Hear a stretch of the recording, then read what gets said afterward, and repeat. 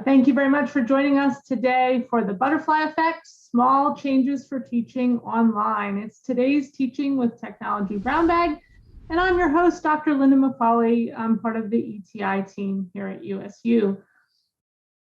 Today's objectives are for us to think about small teaching and what that means, and then to identify some strategies that we can use for effective online teaching. So what is small teaching?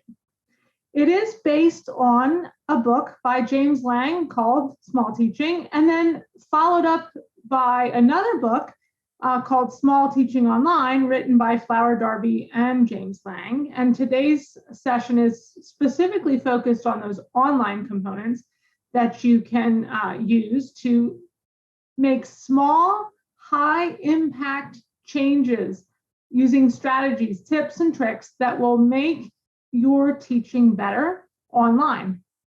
Specifically thinking about those teacher immediacy behaviors that online are more interesting or a little more challenging to do. In a classroom, we might lean in closer. Our body language, our proximity to the students allows us to have a sense of what's happening and what's going on with our students and how they're learning and understanding. But online, we have to really think about how do we virtually lean in?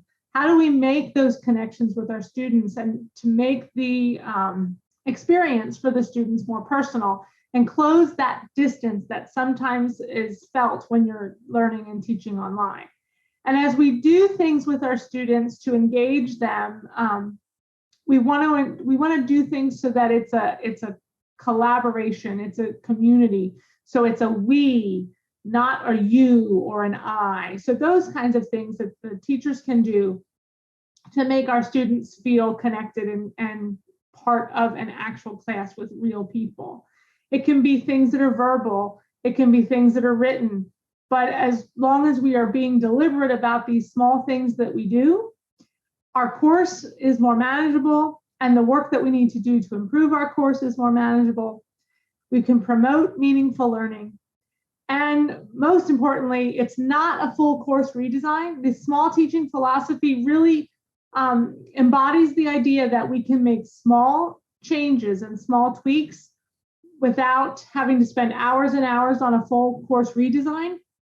So that way we can kind of iterate and make small changes rather than spending hours and hours making a full new whole design and then finding out that what we did maybe wasn't quite on the mark. We can make small changes over time that gradually improve our courses and our instruction and our teaching. So let's look at some strategies. First off, limit the number of tech tools that you use because we have both faculty and students that are going to have different levels of comfort with different technology tools, as well as access to those tools. So we encourage right off the bat under the small teaching philosophy to use the learning management system as your home base for most, if not all, of your course content. And of course, in our case, we do link to things like Panopto videos, but we put the links to those videos in the learning management system. So that is the place where students can get everything they need for the course.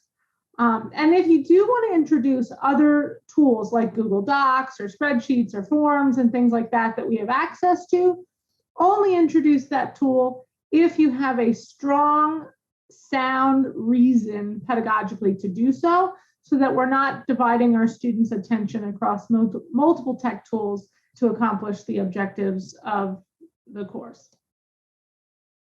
The second strategy is about communication. When we are online teaching, that communication needs to be frequent so that the students know that you're there.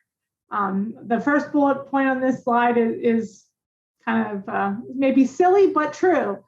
Online courses are not slow cookers. We don't set it and forget it. So we spend all this time designing an online course before the course begins. But once the course is running, we still need to be there. We need to be paying attention. And ways we can do that using the tools in our learning management system are through announcements, discussion boards, emails, even breakout rooms in a Google Meet or a Zoom.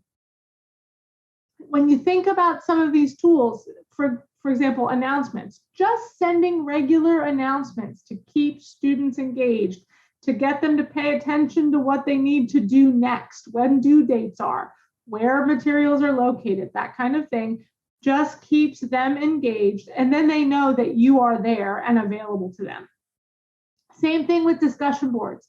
If you just put a Q&A discussion board in your course and use that as a place to address student questions, you can get out of your email then and keep those questions in a place where everybody can benefit from the answers. To develop some more community, having a course cafe where they can talk about off-topic things also builds that community and keeps the communication going, even though you might not be in the same place at the same time. Certainly use email for those private conversations that students might need a little personal encouragement. You don't want to put that out there in a group announcement or a discussion board, but you can privately nudge your students using email behind the scenes.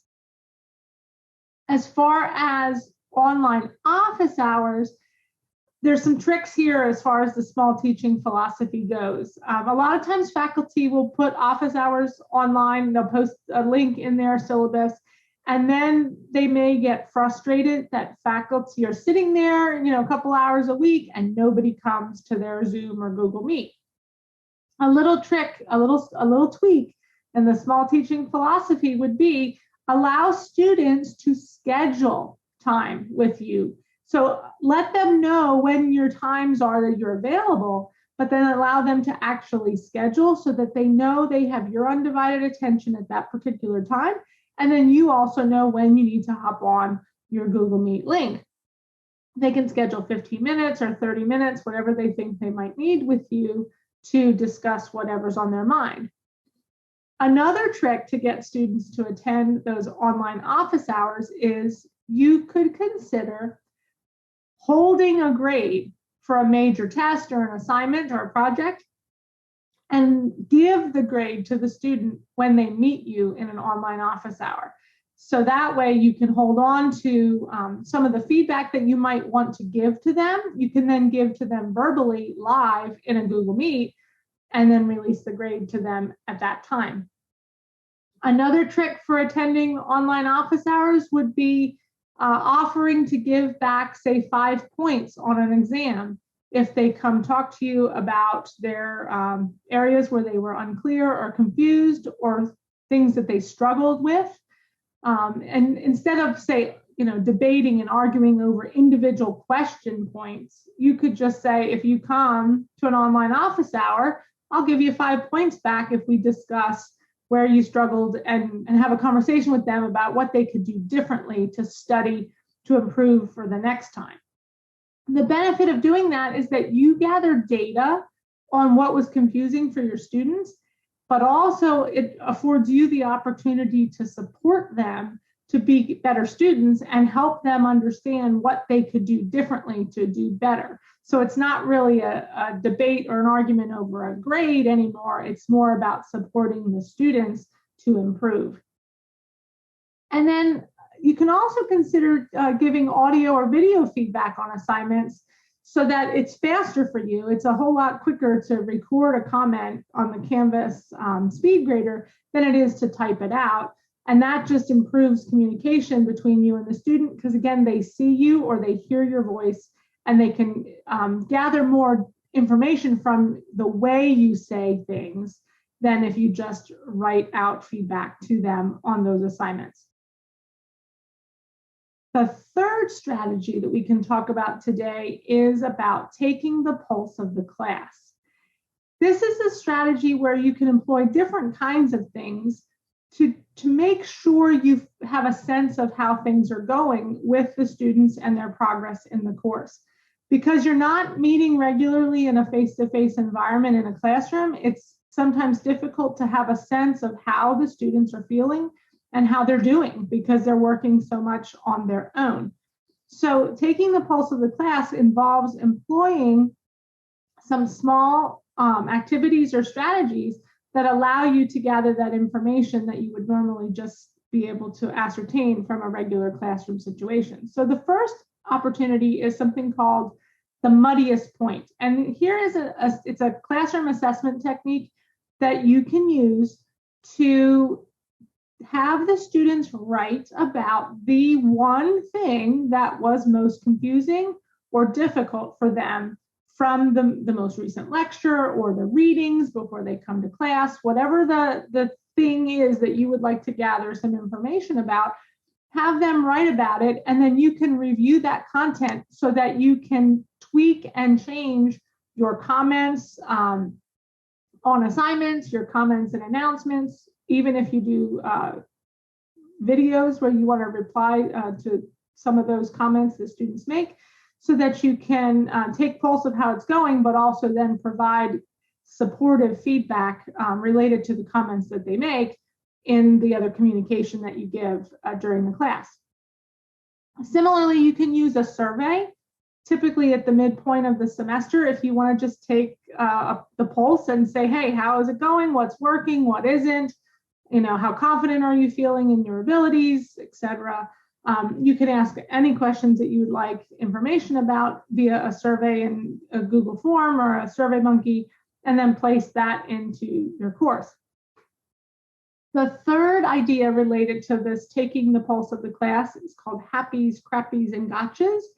And in this activity, I've actually seen work really well with courses where you ask students to write one thing they're happy about or that went really well, one thing that didn't go so well or didn't work out, and that's not going well for them, the crappy part.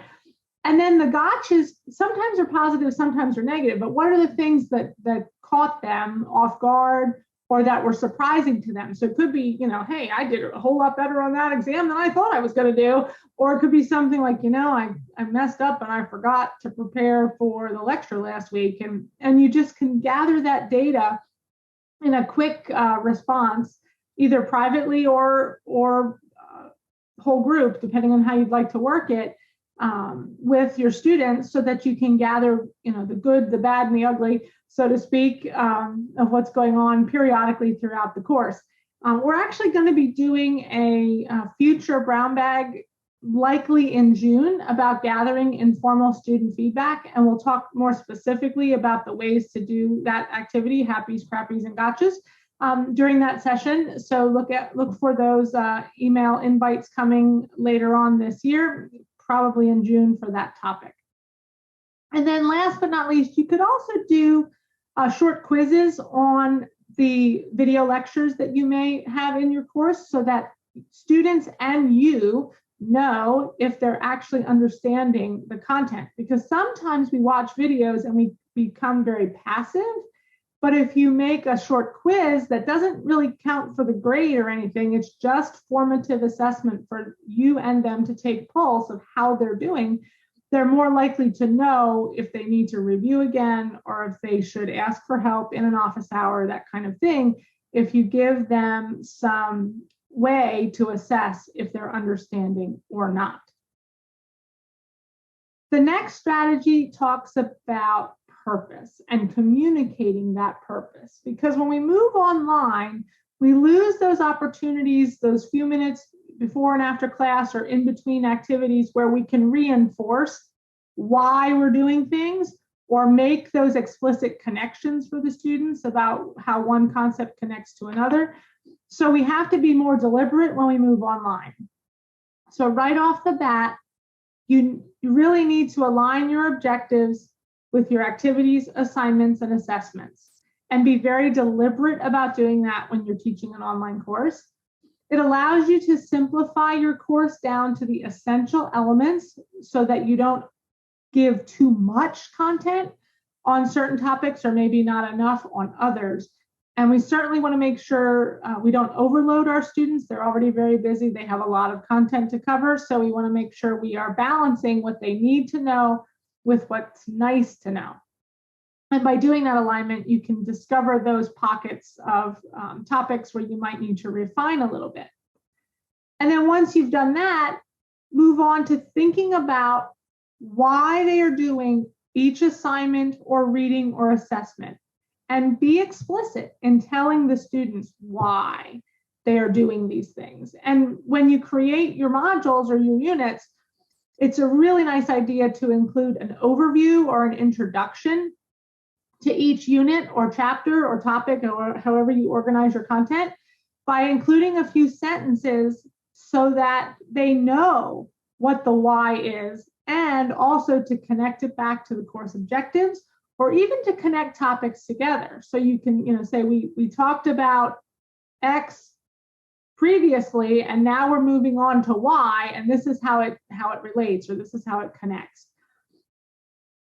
To support the students' learning and knowing what to pay attention to the most, you also might want to consider providing guided notes, because they might be reading lots of things. They might be watching lots of lectures, and it's difficult for them, because they're not the expert yet, to know what's most important or what they should be paying attention to.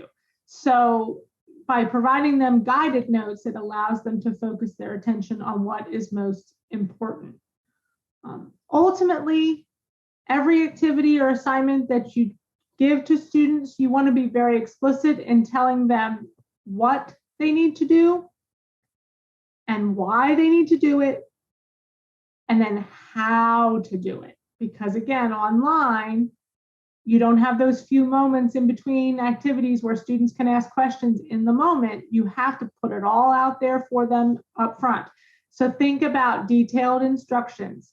Think about including the rubric or a checklist, or even examples of quality work that previous students have submitted, so that they can clearly understand expectations and understand what they're supposed to do.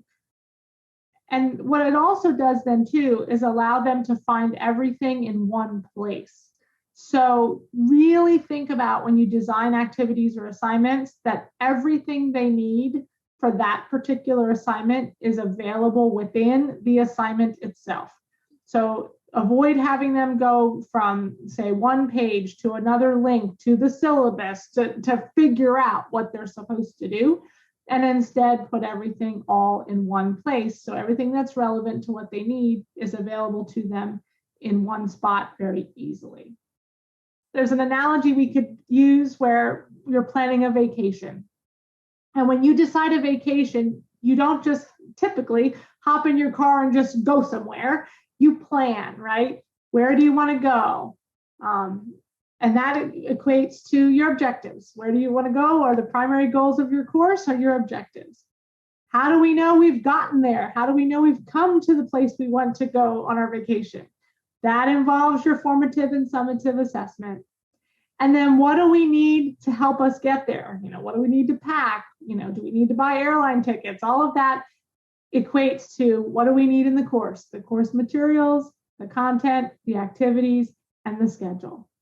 And when you think about all of that from that backwards design perspective, where you begin with the end in mind, where you want students to end up, and you work your way back to the beginning, you'll have a very well-designed course that has clear purpose for the students, so they'll do much better because they'll understand why they're doing everything. Next strategy is instructor presence. We've alluded to this with some of the other strategies we've talked about. It's probably the most important thing when you're moving something online, is you want students to know you're there. Bottom line, students want you. I actually had a student once tell me that a course that I was teaching at the time, it was about 70% online. That was the first course they ever had online where they felt they actually had a live instructor. And that made me really sad, because that shouldn't be, right? The students should know there's somebody teaching your course. And they want to know you're a real human being too. So small teaching strategies that you can use to increase instructor presence and make students feel like you are really there is to just build your profile in the learning management system. Add your photo, something as simple as that. Then adds your photo to all those discussion board posts, all the announcement posts, so that they can hear you almost, or when they see your picture, they know who it is who's the one making the comments. And consider adding more details to that profile page, like interests you have outside of your teaching, so that they understand that you're a real person with other interests besides your profession. But also think about adding content that relates to why you like teaching the course. How did you get interested in the topic? What made you decide to focus on this as your career, so that they can maybe make connections to you in a meaningful way. You also might consider recording midweek or end week videos, or at least making announcements midweek or end week, so that students know you're paying attention and you're watching and listening and reading all of the things that they're doing online. And you also might want to do discussion board summaries. One of the reasons we suggest this as a simple small teaching strategy is because depending on your discussion board and how big your class is, you could have hundreds of discussion posts, and the students may have difficulty determining which posts are good and which posts matter the most and they should pay attention to. And you, as the content expert, could be reading those as they're coming in throughout the week and creating a summary, calling out individual student names who make really good points in that summary, so the students know who to go back and read more detailed, but also so they could download that summary and keep it in their notes as a study tool when it comes time for the test. So typically when I do that, I keep a document running throughout a discussion, and I add notes to it every day that I read posts, so that by the end of the discussion, it's ready to go, and I can just post it in the discussion board, and I call it, discussion summary, and then students know they can go back and read that at any time. Next up are videos. We've mentioned them in some of the other strategies. So if you are thinking about using video in your online course, if you're creating your own, particularly for those videos that are like the midweek or end week or the prompting kind of videos to keep them engaged, keep the length short. 3 to 5 minutes is all you need. There's lots of research that shows students stop paying attention after 5 minutes. So if you're doing videos for content, you want to think about chunking the content into smaller subtopics, so your videos can be shorter, but then they can watch them back to back to back if they have a large block of time. But if they don't, they can at least get a chunk in before they move on to other responsibilities. The one nice thing about adding video to your courses is it does help add in those nonverbal cues that we can't get from just text. And now it's so easy to record those videos that it's really something you should consider doing.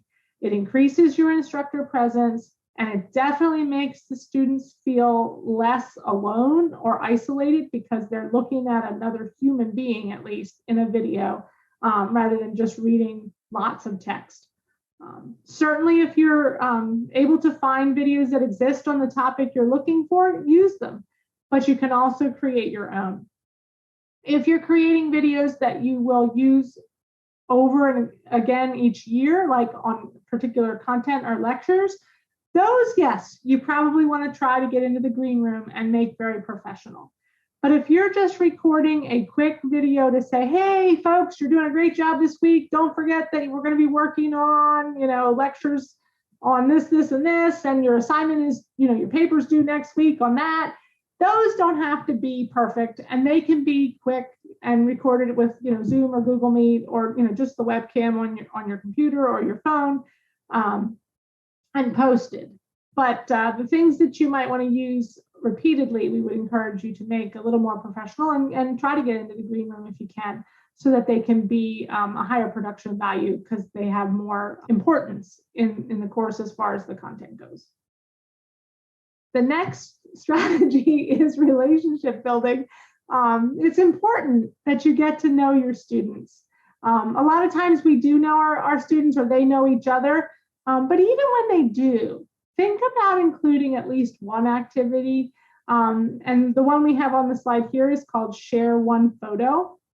It's a fun one where you just say to the students, go to your photo roll on your phone and add a photo to a Google Doc or a discussion board and explain why that photo is important to you. So it gives us a different view into the student than a typical get to know you activity. And it's a lot of fun. And it sometimes builds more connections amongst your students and for you to get to know your students than the typical icebreakers might. When you do have activities for students to work together, and they might not know each other, we do encourage you to do a getting to know you discussion forum in your courses so that they can meet the people in their class. But even if they do know each other because they're in a cohort model and they've been in classes together, you might consider still doing a 1-minute icebreaker every time they get into new breakout groups. So if you're having them do group work or in a Google Meet or a Zoom and you have them going off into breakout rooms, you might consider doing a quick 1-minute icebreaker just so that they have a chance to kind of get to know each other real quick and how they're going to work together, and then they can move into the actual task at hand. So the strategies that we've shared so far have been mostly instructor focused, but I'd like to take a little bit of time to share a couple strategies that are more focused on what students will do to encourage success. This activity idea, try before ready, is a strategy where students actually begin work on a final assessment in the very first week of the class. So they may not have learned anything about the course content yet, but you're going to ask them to engage with the content in a way that's similar to that big assessment or that final activity right off the bat in week 1. So some examples, you might give them a sample quiz modeled after that final test. So they get a sense of what it's going to look like and feel like, so they understand where they need to focus their attentions. You might ask them to read the assignment requirements for that big assessment and then post ideas or questions in a discussion forum so that you have them thinking about it right from the beginning. Regardless of how you have them engage with that content or that assessment style, right off the bat, make sure that it is graded, but very low stakes, because you want them to pay attention to it. You want them to actually do it, but you don't want it to negatively impact their final scores. In essence, you want to build some self-efficacy through scaffolding the assignment. And by doing this right off the bat in week 1, you're making them pay attention right from the beginning, and they're more likely to adequately build up their skill set across the course if they're paying attention right from the beginning. The other thing you might consider doing is using a pre-test about your subject matter, because this activates prior knowledge and it makes those connections for the students from things that they've learned before to what they're about to learn in your course. And research definitely shows that there are benefits for students learning when they try things before they're ready.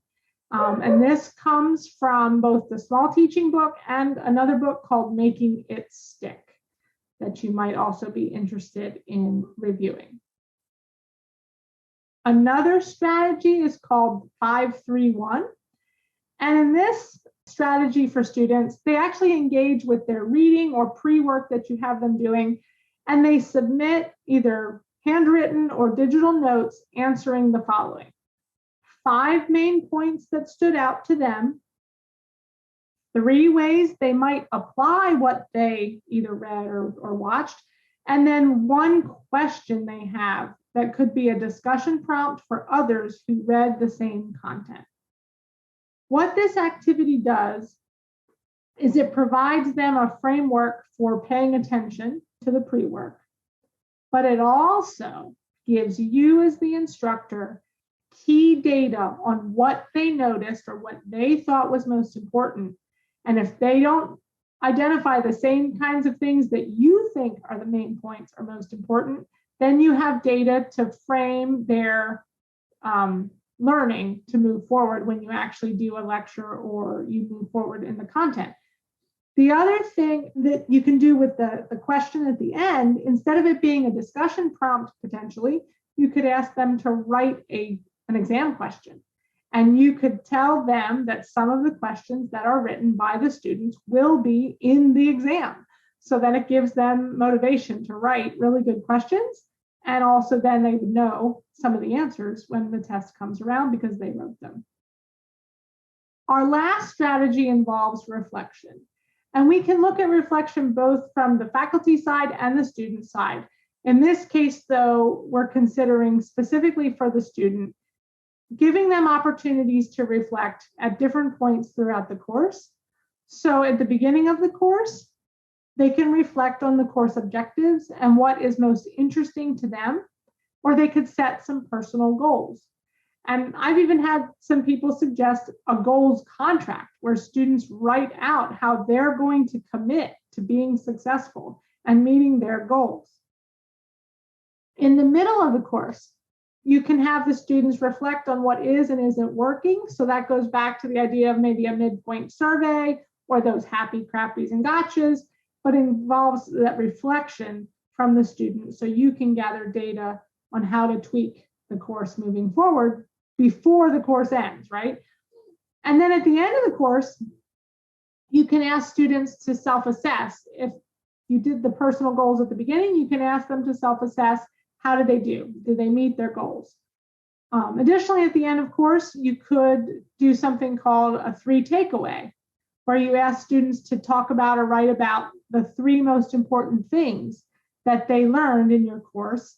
And you could also ask them how they will continue to develop and continue to learn more and apply that in their future career, so that they solidify and really think about what they've learned with you in the course and then move forward and put that into their long-term memory.